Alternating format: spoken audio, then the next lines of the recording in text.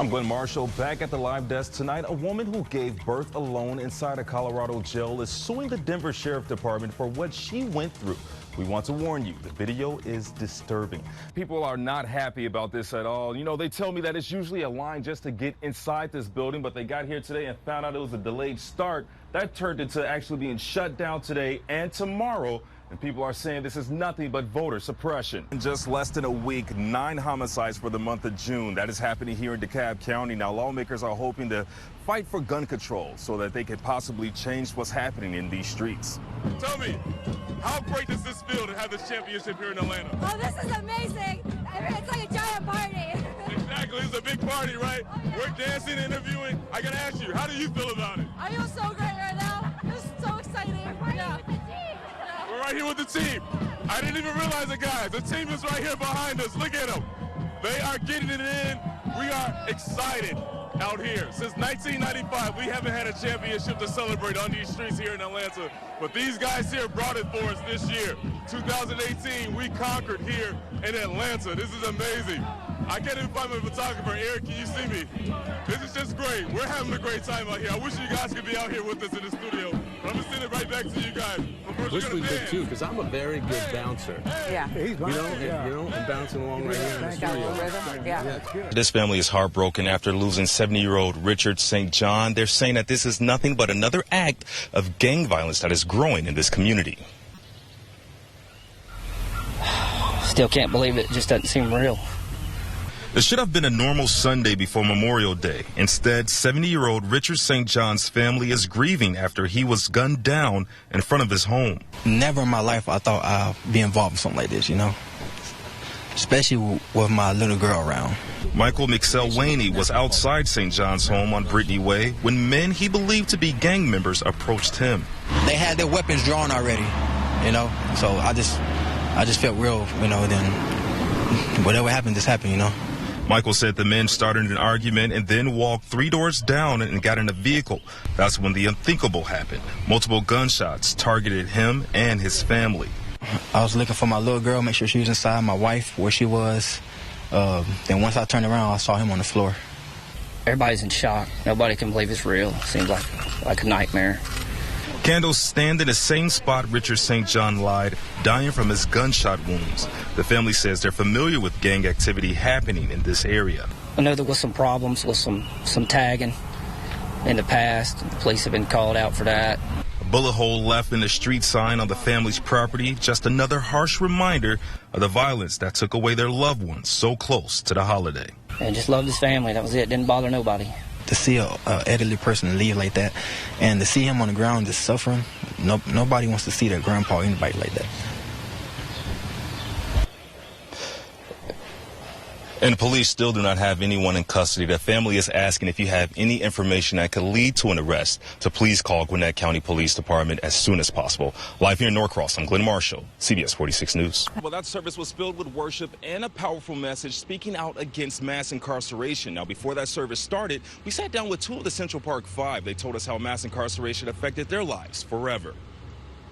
I think the lowest point I ever had in prison was waking up and realizing that I was not in my bed, realizing that I wouldn't be able to eat my mother's food, realizing that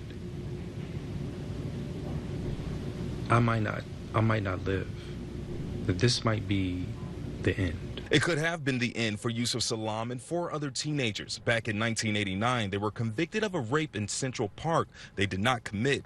They've become known as the Central Park 5, men whose lives are forever impacted by a flawed justice system. We represent what it's like to be black in America, what it's like to have a system see you as guilty, even though it says you're innocent until proven guilty. Yusuf Salam and Raymond Santana came out to the End Mass Incarceration Conference at Ebenezer Baptist Church.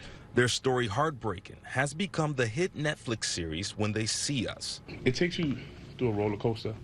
It's different emotions. We had to relive 1989 all over again. And so there's times where you feel the pain.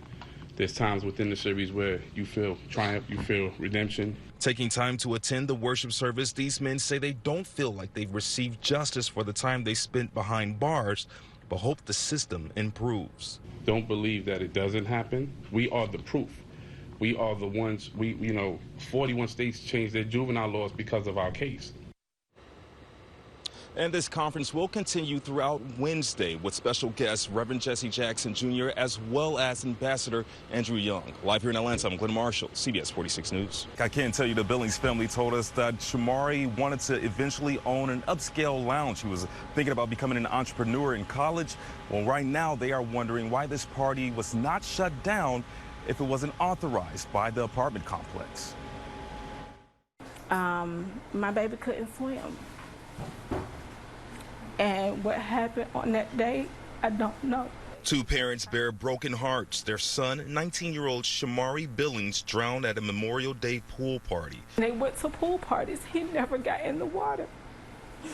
I don't know why my baby got in the water this time. The Georgia Southern student was home from summer break. He had just spent time with his family over the weekend in Alabama before going to the pool party at the 500 apartment complex in West Midtown.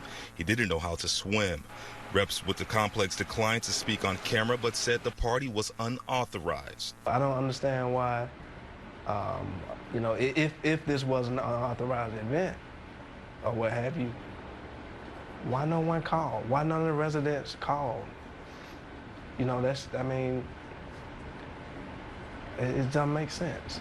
We reached out to the party promoters using a number from a flyer. They told us the apartment complex knew the party was happening and police came earlier in the day, but did not shut the pool party down.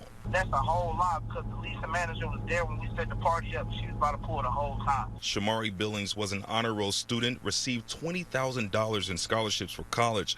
His parents just don't understand how he lost his life at this event. But I need answers. I need closure. I need to know what happened to my child.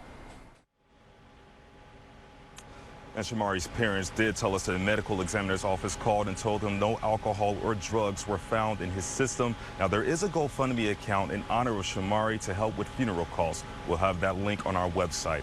For now, we're live here in Atlanta. I'm Glenn Marshall, CBS 46 News. Power to the people! Power to the people! We're marching in 10th grade trying to get this monument down, passing out flyers to our classmates in the cafeteria and stuff. So it's a really emotional thing to actually finally see it come down. A powerful and emotional moment for the Decatur community on the eve of Juneteenth. And after 112 years, the Lost Cause Confederate Memorial was finally taken down. The Decatur Square is free of a monument that represented intolerance and bigotry and enslavement of generations of people. I'm just elated that it happened last night, that it happened right before Juneteenth, that it happened in my town. I'm so proud. A community praises the decision to remove the statue that was put in place by the Daughters of the Confederacy. More than a decade later, and recent trauma plaguing the black community, county leaders said it was time. Recognizing where this momentum for this moment came from.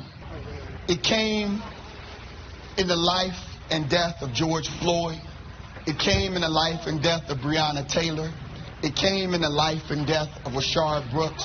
It came in the life and death of Ahmaud Arbery.